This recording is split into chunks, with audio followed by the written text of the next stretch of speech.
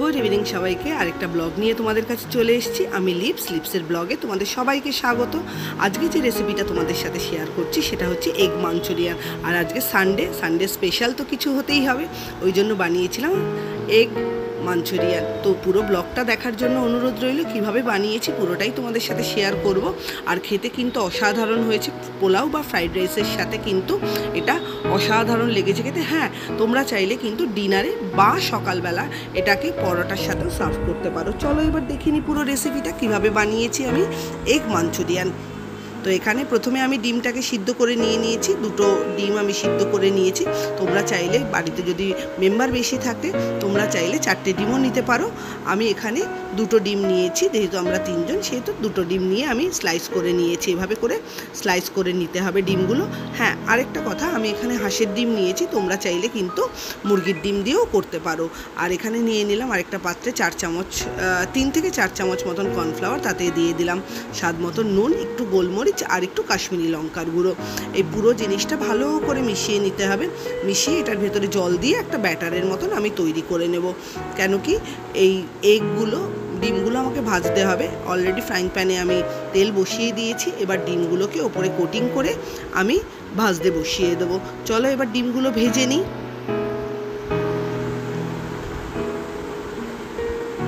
ডিমগুলো কিন্তু মোটামুটি লাল করেই ভেজে নিতে হবে।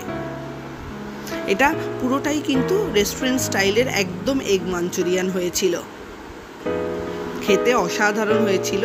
আমার মেয়ে বর খেয়ে কিন্তু, আজ রোববার যেহেতু স্পেশাল তো করেছি ওই জন্য, তো মেয়ে বর খেয়ে অসাধারণ ভালো বলেছে।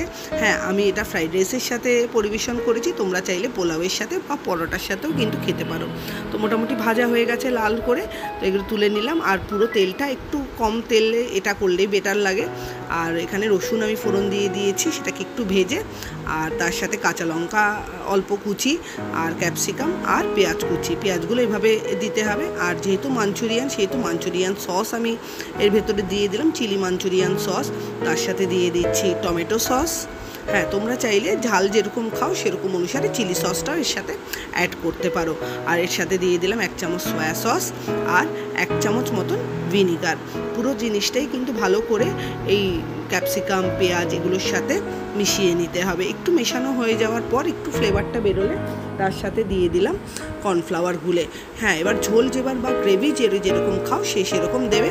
তো মোটামুটি আমার গ্রেভিটা রেডি হয়ে গেছে। আর তার সাথে দিয়ে দিলাম আগে থেকে ভেজে রাখা ডিমের পার্টগুলো।